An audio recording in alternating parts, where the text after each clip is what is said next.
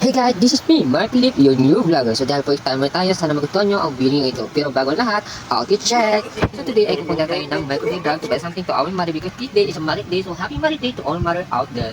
So ayun na nga guys, pumunta na ako kanina ng bakery drug. Nga lang hindi ko siya nag-videohan kung ano yung binili ko kanina para sa ating mama. At syempre dahil nga first timer tayo, medyo nahihiya ka tayo mag-video sa public. Pero dito guys, pasimple lang ako nag-video nang hindi nahalata na nag-video ako at nag-vlog ako. So yun na nga guys, napansin ko kanina na walang masyadong tao. I think yung mga tao sa church kasi this is church day kasi nga Sunday. At dahil nga butuhan na bukas, kaya guys, vote wisely, iboto yung mga tao nararapat na iboto. Yun lang guys, yun lang sasabihin ko lang ng iba.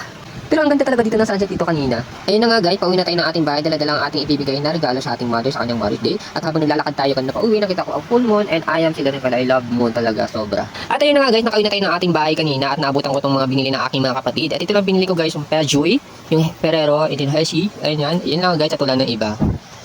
Ayan. At ito nga ang pinakamaganda kong mama. Love you.